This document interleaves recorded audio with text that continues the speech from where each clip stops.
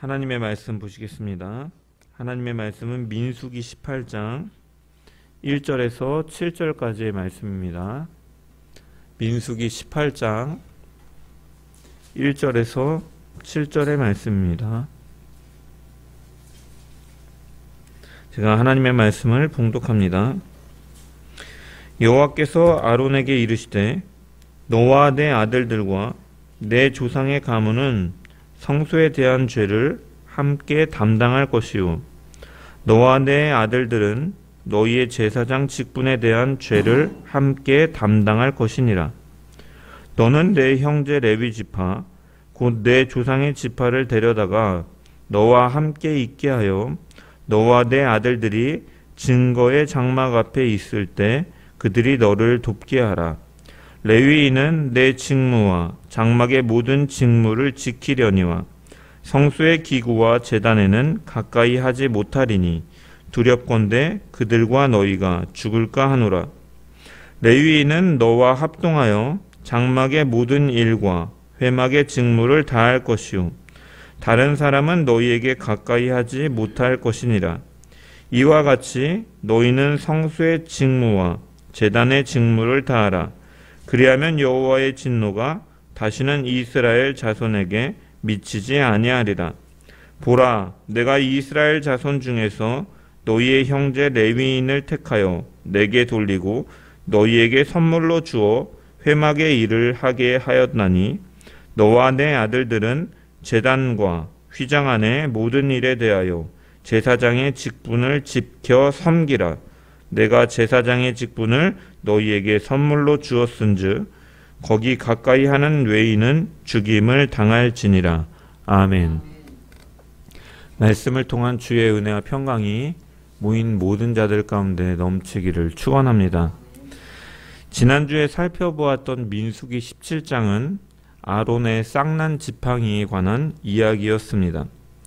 이스라엘 백성들이 계속해서 모세와 아론의 권위를 의심하고 대적했을 때 하나님께서는 마른 나무 막대기인 지팡이에서 꽃이 피고 열매가 맺히는 표징을 보여주심을 통해서 내가 택한 자가 누구인지를 확증하셨습니다. 이스라엘 백성들은 이 일을 바라보며 두려워 떨었습니다. 그래서 17장의 마지막을 보면 이스라엘 백성들이 부르짖는 것으로 끝이 나게 되는 것이죠. 12절에서 13절을 보면 이스라엘 자손이 모세에게 말하여 이르되 보소서 우리는 죽게 되었나이다. 망하게 되었나이다. 다 망하게 되었나이다. 가까이 나아가는 자 곧 여호와의 성막에 가까이 나아가는 자마다 다 죽사오니 우리가 다 망하여야 하리이까? 라고 부르짖으며 두려워하고 있는 것이죠. 이스라엘 백성들이 왜 이렇게까지 두려워하고 있는가? 그것은 고라 일당의 반역으로 인해서 많은 사람들이 하나님의 진노로 죽어가는 것을 보았기 때문이죠. 그래서 자신들도 하나님의 진노를 당해 죽지 않을까 두려워했던 것이죠. 그래서 그들은 함부로 그 하나님 앞에 서며 그 뜻의 거역함을 통해서 하나님 앞에 함부로 나아가게 되면 모두가 죽을 수밖에 없다라는 사실을 절실히 깨닫는 것이죠. 하지만 백성들이 그러한 가운데 깨닫는 마음이 조금만 더 있었더라면 그들은 이렇게 두려워하며 이렇게 하나님께서 자신을 죽이실까 염려할 것은 아니었습니다. 왜? 많은 사람들이 하나님의 진노를 당해 연병으로 죽어갈 때 자신들이 어떻게 살아남았는가에 대해서도 생각해 봐야 되는 것이죠. 그것은 하나님의 자비하심이 있었고 또한 중보의 사역을 감당하는 모세와 아론의 기도 때문이었죠. 죽을 수밖에 없었던 그들이 하나님의 긍휼하심과 중보자로 인하여 살 수 있었던 것이죠. 백성들은 이것에 대해서 완전히 깨닫지 못했기 때문에 우리가 다 망하여야 하리까라고 부르짖는 것이죠. 이에 대한 하나님의 대답이 바로 18장에 나오는 것이에요. 너희가 망하지 않을 것이다라고 말씀하고 계시는 것이죠. 그래서 18장은 이 백성들을 대신해서 하나님 앞으로 나아가는 제사장 직분에 대해서 다시 한번 말씀하고 계신 것이죠. 그리고 백성들을 대신해서 제사장을 도와 회막에서 섬기는 레위인들의 직무에 대해서도 말씀하고 계신 것입니다. 하나님께서 너희가 완전하지 못하기 때문에 제사장과 그 성막을 섬길 레위인들을 세웠고 그들이 이러한 역할을 감당할 것이다. 그러므로 너희가 망하지 않을 것이다 라는 것을 하나님께서는 말씀해 주고 계신 것이죠. 이처럼 죄인인 인간은 하나님 앞으로 직접 나아갈 수 없죠. 그래서 백성들은 이 중보자를 통해서 하나님과 복되고 풍성된 교제를 지속하고 이뤄갈 수가 있음을 이 18장을 통해서 우리는 다시 한번 발견하는 것입니다.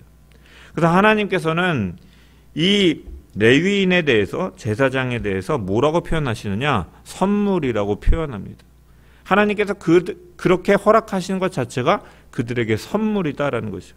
그래서 6절에 보면은 보라, 내가 이스라엘 자손 중에서 너희의 형제 레위인을 택하여 내게 돌리고 너희에게 선물로 주어서 회막의 일을 하게 하였다라고 말씀합니다. 선물로 그 레위인을 택하여서 하나님을 섬길 수 있도록 하게 하고 그 일을 하는 것이 바로 너희에게는 선물이다라고 말씀하고 계신 것이죠.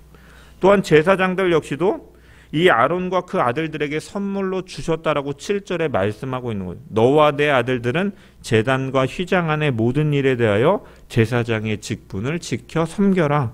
내가 제사장의 직분을 너희에게 선물로 주었은즉 너희 거기 가까이 하는 외인은 죽음을 당할지니라 라고 말씀하고 있죠. 이 두 가지 말씀을 통해서 분명하게 하나님께서 말씀하시는 것은 바로 제사장과 레위인들이 그렇게 하나님을 섬기고 중보자적인 역할을 감당하는 것이 바로 백성을 위하여 주신 선물이다라는 것입니다.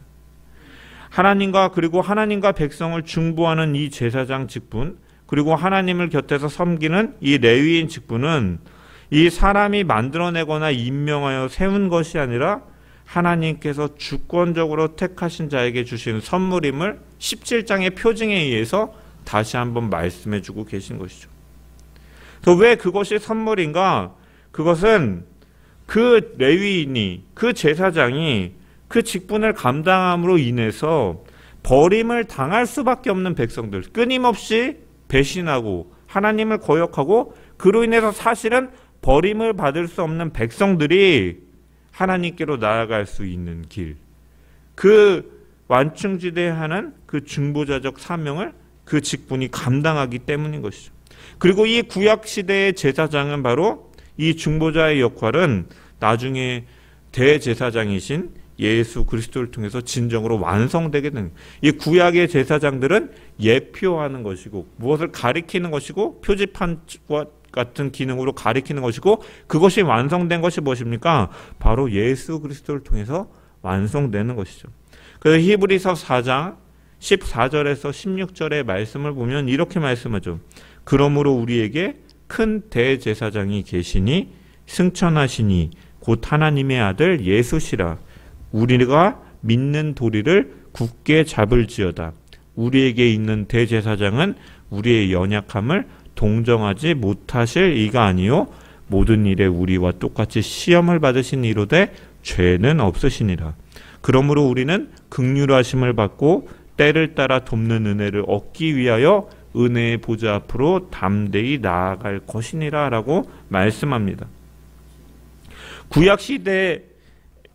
구약시대에는 그 역시도 죄인이었던 인간이 그 감당해야 됐던 이 제사장직을 이제 하나님께서는 그것을 완성시키시기 위해서 흠이 없으시고 하나님이신 예수 그리스도를 보내주시고 그분께서 그 희생제사, 화목제사를 드리심으로 인하여서 이제 하나님께 나아갈 수 없는 죄인들이 하나님께 나아갈 수 있는 길을 여신 것이죠. 그것이 바로 우리에게 은혜이고 선물인 것이고, 그래서 예수님이야말로 하나님께서 주신 최고의 선물이고 완전한 참되신 중보자인 것이죠. 그래서 우리는 이 중보자 되시는 예수 그리스도를 통해서만 하나님과 화목한 관계를, 복되고 생명을 누리는 그 관계를 지속해 나갈 수 있는 것이죠. 그러므로 우리는 오직 예수를 통해서 오직 생명이 얻을 수 있음을 기억하며 우리는 늘 그분 안에 거하고 그분과 동행하며 교제하며 살아가는 자들이 되어야 되는 것이죠. 그래서 대제사장 되신 예수 그리스도가 그 중보자적인 역할을 감당하십니다. 그리고 이 하나님께서 선물로 주신 이 제사장의 직분은 보면 이 중보자적인 기능과 함께 그들이 감당하는 역할 중에 하나가 무엇이냐면 바로 그들이 목회 사역을 감당했음을 우리가 살펴볼 수가 있죠. 그들은 백성을 위하여 하나님 앞에 나아갈 뿐만이 아니라 하나님의 명령에 따라서 백성들을 하나님의 말씀으로 가르치고 인도하는 일을 하였던 것이죠. 그리고 말씀을 가르치고 인도하는 일을 하는 것이 바로 오늘날의 목회의 기능이라고 말할 수가 있는 것이죠. 그래서 오늘날 이 역할을 감당하는 목사는 구약의 대제사장과 같다라고 동일하다라고 할 수는 없죠. 왜? 앞서 말씀드렸다시피 하나님과 백성 사이를 중재하는 중보자는 오직 예수 그리스도 한 분뿐이시기 때문이죠. 그래서 구약 제사장의 그 중보의 역할은 예수 그리스도를 통해서 완성되고 성취되었기 때문에 이제 우리는 예수 그리스도로 말미암아 하나님께로 나아갈 수 있기 때문에 우리는 예수 외에 다른 중보자가 필요하지 않죠. 하지만 하나님의 명령에 따라서 백성들을 하나님의 말씀으로 가르치고 인도하는 일을 이 제사장들이 감당했던 이 기능적인 역할이 하나님께서는 오늘날 성령 안에서 주의 백성들을 돌보게 하시기 위해서 직분자들을 또한 세우셨음을 우리는 기억해야 되는 거예요. 그래서 바울은 에베소서 4장 11절에서 12절에 보면 그가 어떤 사람은 사도로, 어떤 사람은 선지자로, 어떤 사람은 복음 전하는 자로, 어떤 사람은 목사와 교사로 삼으셨으니 이는 성도를 온전하게 하여 봉사의 일을 하게 하며 그리스도의 몸을 세우려 하심이라 라고 말씀하고 있다. 교회 안에 여러 직분자들을 주셨고 목사와 교사를 삼으신 것은 성도를 온전하게 세우고 봉사의 일을 감당하게 하고 그리스도의 몸을 세우게 할, 그리스도의 장성한 분량에까지 교회가 자랄 수 있도록, 우리의 믿음이 자랄 수 있도록 하기 위해서 은혜로 맡겨주신 직분이 있다라고 말씀하고 있는 거죠. 그래서 이 목회 사역은 1절에 보면은 이 아론과 그 아들들과 레위 족속들은 성수의 죄를 담당하고 아론과 그 아들들은 제사장 직분에 대한 죄를 담당하라 라고 이렇게 말씀하고 계십니다. 이 말씀은 중요한 원리를 보여주고 있는데 그것은 제사장은 하나님 앞에서 백성을 위하여 신실하게 목회 사역을 감당해야 될 책임이 있음을 보여주고 있는 거죠. 하나님께서 아론과 그의 아들들에게 주신 사명을 보면 단순히 그냥 제사의 어떠한 기술들을 감당하라는 기술자로 세우신 것이 아니라 그 백성들의 죄를 함께 담당하라. 즉 그들의 백성들의 영혼을 위해서 깨어 지키는 책임을 너희가 있다. 너희가 그것을 감당해야 된다라고 말씀하고 계신 것이죠. 백성들이 범죄하면 그 죄가 온 회중 가운데 퍼지고 하나님의 거룩하심이 손상될 수 있기 때문에 제사장은 늘 두렵고 떨림으로 하나님의 뜻을 쫓아 섬겨야 되고 이 사명은 가볍게 맡을 수 있는 것이 아니었다라는 것을 본문 1절은 보여주고 있는 것이죠. 그래서 히브리서 13장 17절은 이 사실을 신약적으로 이렇게 말씀합니다. 저희로 하여금 즐거움으로 이것을 하게 하고 근심으로 하게 하지 말라. 너희 영혼을 위하여 경성하기를 자신들이 청산할 자인 것 같이 하느니라. 그 주의 사역을 감당하는 자들이 너희들의 영혼을 위하여 경성하고 자신들이 청산할 자인 것 같이 하고 있다라고, 그러한 책임과 역할이 있다라고 말씀하고 있는 것이죠. 여기서 경성한다라는 것은 무슨 뜻입니까? 깨어서 살핀다라는 거죠. 늘 지켜본다라는 거예요. 그래서 이 목회 사역을 감당하는 이 직분자들은 단순히 어떠한 프로그램을 운영하는 사람 아니면 행정적으로 리더십을 발휘하는 사람이 아니라 성도 한 사람 한 사람의 영혼을 점검하고 살펴보고 그들이 세워져 나갈 수 있도록 일하는 청직이다라는 것이죠. 그래서 이 청산할 자 같이 하는 일이라는 이 청산할 자라는 말은 장부를 결산하는 회계에서 나온 말이에요. 꼼꼼하게 비교하고 꼼꼼하게 점검하고 그것을 맞춰 나가는 것처럼 목회자는 그러한 사명이 목회를 감당하는 목회자뿐만이 아니라 또한 구역장이나 또한 섬겨진 직분자들은 이렇게 철저하게 하나님의 뜻에 따라서 이 일들을 감당해야 되는 것이죠. 그래서 언젠가 목회자는 하나님 앞에 서서 결산할 날이 있을 것이죠. 주님, 이 성도의 영혼을 제가 어떻게 돌보았는지, 어떻게 말씀으로 양육했는지, 어떻게 기도로 품었는지 하나님은 아십니다. 고백하는 거예요. 그래서 자신만이 아니라 맡겨진 영혼들에 대해서도 또한 책임을 가지고 사명을 감당해야 될 자리인 것이죠. 그래서 목회자에게 가장 중요한 일은 말씀 선포와 교육과 영혼 상담과 권면인 것이죠. 그래서 아무리 다른 일이 많아도 이 핵심을 놓치면 이 본질적인 직무를 잊어버리게 되고, 그렇기 때문에 사도행전에 보면 이웃을 구제하는 일 역시도 하나님의 뜻이고 너무나 중요하지만 이 일로 인하여서 기도하는 일과 말씀 전하는 일을 감당할 수 없게 되니까 이제 사도들이 7 집사를 세워가지고 그 일들을 역할을 나누어주고 자신들은 또 자신들의 사명을 더 온전히 감당할 수 있도록 하는 일을 갖는 것이죠. 그렇기 때문에 이 말씀 선포와 교육과 이 영혼에 대한 권면은 매우 중요한 역할이고, 그래서 종교개혁자 칼빈도 이 목사를 가리켜서 하나님의 말씀의 사역자다라고, 말씀을 전하는 자다, 그것이 바로 직무의 사명의 핵심임을 말하고 있는 것이죠. 그래서 이처럼 목사는 성도를 돌보는 사명을 지닌 자다. 그렇다면 이 목사는 이 목회적 사명을 어떻게 감당해야 되는가? 하나님께서는 이 제사장을 세워서 백성을 대신하여 하나님 앞에 나아가며 하나님을 섬기게 하실 때, 특별히 오늘 본문에 보면 이 레위인들을 택하시고 그들에게 선물로 주심을 통해서 이 레위인들이 제사장의 역할을 감당할 수 있도록 조력자로서 또한 임명하신 것을 우리가 볼 수가 있죠. 2절에서 4절의 말씀을 보면 너는 내 형제 레위 지파 곧 내 조상의 지파를 데려다가 너와 함께 있게 하여 너와 내 아들들이 증거의 장막에 있을 때 그들을 돕게 하라. 레위인은 내 직무와 장막의 모든 직무를 지키려니와 성소의 기구와 제단은 가까이 하지 못하리니 두렵건대 그들이 죽을까 하노라. 레위인은 나와 합동하여 장막의 모든 일과 회막의 직무를 다할 것이요 다른 사람은 너희에게 가까이 하지 못할 것이니라 라고 말씀합니다. 이 말씀이 보여주는 것은 무엇입니까? 하나님을 섬기는 일은 어느 한 사람이 독점적으로 하는 것이 아니라 함께 감당해야 될 공동의 사역임을, 그 원리를 보여주고 있는 것이죠. 그러므로 우리는 이 목회 사역을 맡은 자가 또한 사역을 감당할 수 있도록 우리 역시도 함께 협력해 나가야 되면 오늘 본문을 통해 깨달을 수가 있는 것이죠. 그러기 위해서 우리가 협력한다라는 것의 첫 번째 무엇을 해야 되냐? 우리는 기도해야 되는 것이죠. 목사가 완전하기 때문이 아니라 하나님이 세우셨기 때문에 기도로 받쳐줘야 되는 것이죠. 함께 가야 되는 거예요. 목사는 언제나, 목사 역시도 연약한 죄인이기 때문에 자신의 부족함 때문에 무너질 수가 있죠. 뉴스를 보면 수많은 목회자들이 죄로 인하여 무너지고 넘어지는 모습을 볼 수가 있죠.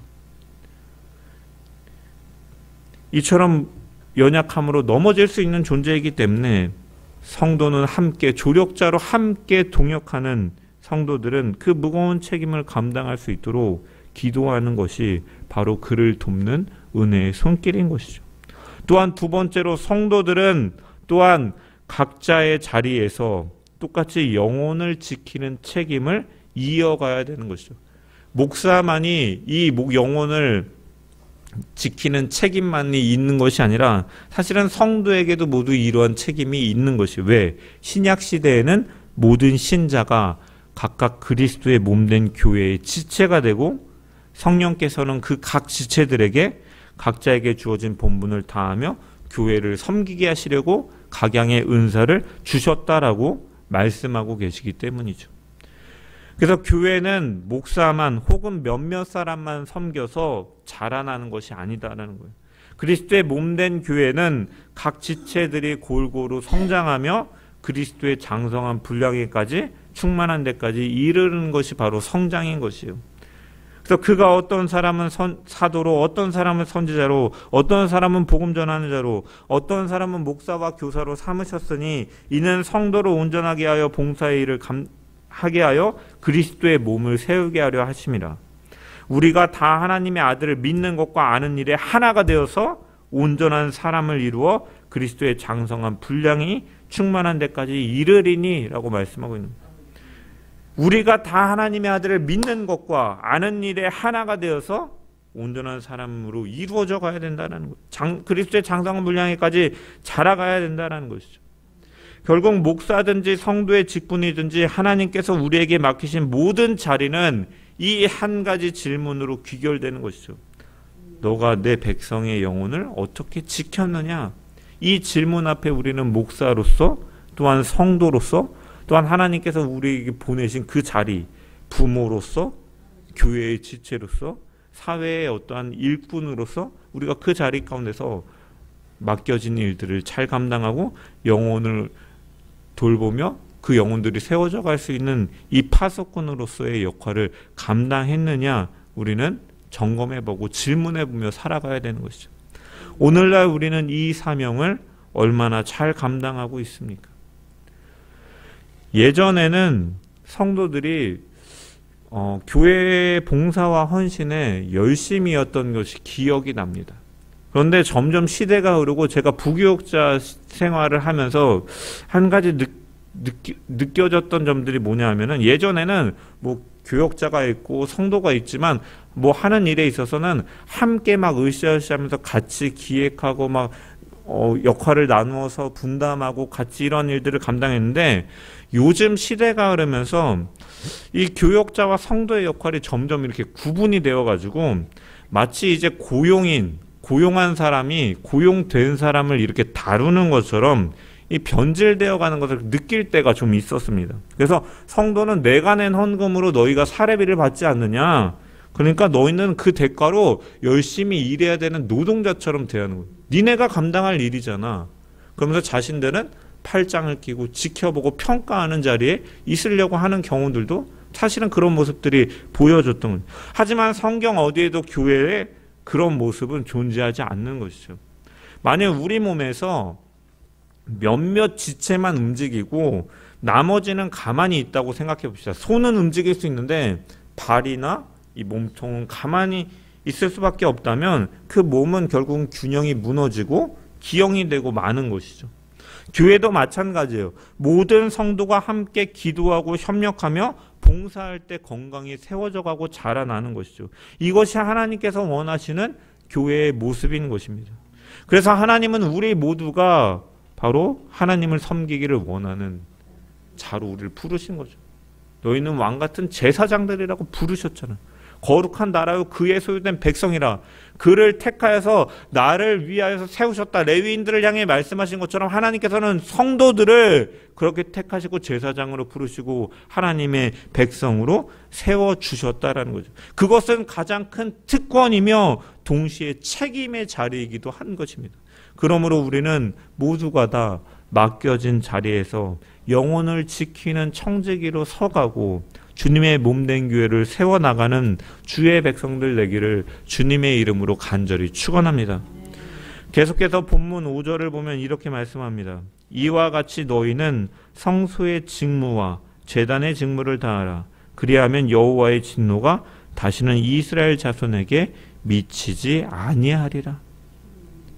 이 말씀은 단순히 성막 봉사를 게을리하지 말라라는 차원의 말씀이 아니라 제사장들이, 레위인들이 그 하나님께서 세우시고 맡긴 그 직무를 충성되이 감당할 때 그들의 사역은 단순히 하나님만을 향한 것이 아니라 온 백성을 위한 안전망이 됨을 말씀해주고 있는 것이죠.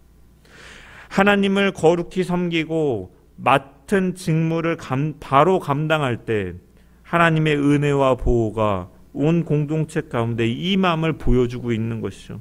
다시 말해서 사명의 감당이 공동체 전체의 은혜와 직결되고 있는 것이죠. 오늘날도 마찬가지입니다. 교회의 직분은 하나님을 위한 봉사이면서 동시에 교회를 이루는 모든 성도들을 위한 봉사이기도 한 것이죠. 목사, 장로, 권사, 집사, 직분의 모양은 다 다르지만 그 직분이 충성되이 감당될 때 교회 전체가 은혜를 누리게 되고 그 직분이 방치되거나 남용된다면 교회 전체가 어려움을 겪는 것이죠. 그래서 직분을 맡은 자는 결코 개인의 명예나 자기 만족을 위해서 감당할 것이 아니라 하나님과 교회를 향한 헌신이 되어야 되는 것이죠. 그리고 우리가 세상을 향해서 주의 복음의 사명을 맡은 자로서 그 증인으로 살아가는 건 역시도 하나님의 그 은혜를 세상을 향해 전하는 축복의 통로로서 사명을 감당하는 것입니다. 그러므로 우리가 그 자리에서, 가정에서, 직장에서, 지역사회에서 또한 우리가 그리스도인으로서 빛과 소금의 역할을 감당하는 것이 바로 하나님의 은혜의 빛을 비추는 축복의 통로임을 기억하면서 우리는 그 빛과 소금의 역할을 감당하며 살아가야 될 줄 믿습니다. 또한 7절에 보면 하나님께서는 아론과 그의 아들들에게 이렇게 말씀하십니다. 너와 내 아들들은 제단과 휘장 안의 모든 일에 대하여 제사장의 직분을 지켜 섬겨라. 내가 제사장 직분을 너희에게 선물로 주었은즉 거기 가까이 하는 외인은 죽임을 당할지니라. 여기서 제사장의 직분을 주셨는데 그 직분을 뭐라고 말씀하십니까? 지켜 섬기라라고 명령하셨습니다. 교회의 모든 직분, 하나님께서 맡기신 사명은 본질적으로 섬김의 자리임을 보여주고 있는 것이죠. 직분을 맡았다라는 것은 높아졌다는 것이 아니라 더 낮아져서 섬기라는 부르심인 것이에요. 교회 안에서 직분을 어떤 계급처럼 생각하고 권리로 생각한다면 직분은 은혜의 선물이 아니라 심판의 도구가 되고 마는 것이죠. 데살로니가전서 3장 12절의 말씀을 보면은 또 주께서 우리가 너희를 사랑함과 같이 너희도 피차간과 모든 사람에 대한 사랑이 더욱 많아 넘치게 하셨다라고 말씀합니다. 교회의 직분은 바로 이 사랑을 흘려보내는 통로다라고 말씀하고 있는 거죠. 직분을 맡은 자들이 서로 사랑하며 섬길 때 교회는 건강하게 세워져 가는 것이죠. 그래서 우리의 가장 큰 본은 누구십니까? 바로 예수 그리스도시죠. 예수님께서는 성부 하나님과 본질적으로 동등하신 분이고 만유의 주시며 교회의 머리가 되시는 분이시지만 그분은 스스로 종의 형체를 입으시고 자신을 낮추셔 섬김의 삶을 사셨습니다. 그 대표적인 모습이 바로 제자들의 발을 씻기시고 십자가에 죽기까지 복종하신 모습에서 드러나는 것이죠. 이것이 우리를 향한 섬김의 본이 되어주신 것이죠. 마찬가지로 우리 역시도 이 섬김의 사명이 우리 가운데 있음을 기억해야 되는 거예요. 우리 모두가 하나님을 향해 위에 살도록 부르심을 받은 것도 은혜고 선물입니다. 직분이 있는 성도든 직분이 없는 성도든 모두가 주님 안에서 섬김의 제사장으로 부름을 받은 것이죠. 그러므로 우리는 이 특권과 축복을 가벼이 여기는 것이 아니라 하나님께서 맡겨주신 이 책임을 충성되이 감당하는 성도들 되기를 소망합니다. 사랑으로 서로가 섬기고 하나가 될 때 교회는 은혜 안에서 안전하게 서게 될 줄 믿습니다. 말씀을 마무리합니다. 이스라엘 백성들이 지금 민수기에 서 있는 광야는 메마르고 황량한 곳이었죠. 낮에는 뜨거운 태양이 내리쬐고 밤에는 차가운 바람이 몰아치는 곳, 눈을 돌려도 물을 마실 곳이 없고 먹을 만한 열매도 없는 곳, 사람의 힘으로는 하루도 버티기 어려운 곳이 바로 광야이죠. 그래서 이스라엘 백성들의 눈에는 늘 오늘 마실 물은 어디서 구하나, 내일 먹을 양식은 어디서 얻나 하는 불안이 가득했죠. 하지만 하나님께서 보시기에 광야의 백성에게 가장 중요한 것은 물이나 양식이 아니었습니다. 가장 절실하고 근본적인 것, 그들이 망하지 않는 것은 바로 하나님께 나아가는 것, 하나님을 예배하는 것, 하나님과의 관계를 바르게 세우는 것이었죠. 왜냐? 그 관계만 올바로 서 있으면 나머지 필요한 것들은 하나님께서 얼마든지 공급하여 주실 수 있기 때문이죠. 만나와 메추라기를 통해서, 반석에서 터지는 물을 통해서, 불기둥과 구름기둥을 통해서 하나님께서 언제든지 주실 수 있는 은혜의 선물로서 그것을 주심을 통해서 그것은 사실은 문제가 되지 않는 거예요. 그러므로 하나님께서 광야의 이스라엘 백성들에게 율법을 주셨고 성막을 세우게 하셨고 제사장을 세워 예배를 드리게 하신 것은 그것이 가장 중요하기 때문인 것이죠. 오늘 우리의 삶도 다르지 않습니다. 우리의 인생도 또 다른 광야도 같은 것이죠. 풍요로워 보이지만 언제 병이 찾아올지, 언제 어려움이 닥칠지 알 수 없는 불확실한 길을 우리가 걸어가고 있는데, 이 광야 같은 세상길에서 하나님께서 우리에게 주신 가장 큰 특권은 바로 구원받아 하나님의 자녀가 되고 그 하나님을 섬기는 제사장의 사명을 주셨다라는 것이요. 이것보다 더 큰 영광은 없고, 이것을 감당할 때 하나님은 우리의 인생을 책임져 주시는 것이죠. 말씀은 우리 모두가 하나님의 제사장이라고 선포합니다. 목사만이 제사장이 아니라 그리스도 안에 있는 모든 성도가 왕 같은 제사장으로 부름을 받은 것이죠. 제사장은 하나님을 목회의 사역 역할을 감당해야 되는 사명이 있는 것이죠. 하나님을 섬기고 교회를 섬기고 형제자매를 사랑으로 섬기는 것이야말로 바로 광야 같은 인생을 의미 있고 영광스럽게 만드는 길인 줄 믿습니다. 그리고 이 길 끝에는 하나님께서 예비하신 영원한 상급이 있는 것이죠. 그러므로 우리는 늘 이렇게 질문하며 살아가야 됩니다. 나는 어떻게 하나님을 섬기고 있는가? 나는 어떻게 형제를 돌보고 있는가? 나는 어떻게 주님의 몸된 교회를 섬기며 나를 보내신 그 자리에서 그 사명을 감당하고 있는가? 하나님께서 맡겨주신 직분과 사명을 헛되이 흘려보내지 말고 오직 하나님 앞에 충성스럽고 성실하게 끝까지 섬기는 성도들 되기를 주의 이름으로 간절히 축원합니다. 그리할 때 우리의 삶은 광야 같은 인생의 험으로 끝나는 것이 아니라 하나님의 나라의 영원한 상급과 기쁨으로 이어지게 될 것입니다. 그러므로 그 믿음으로 이 사명을 끝까지 감당해 나가는 주의 백성 되기를 주님의 이름으로 간절히 축원합니다.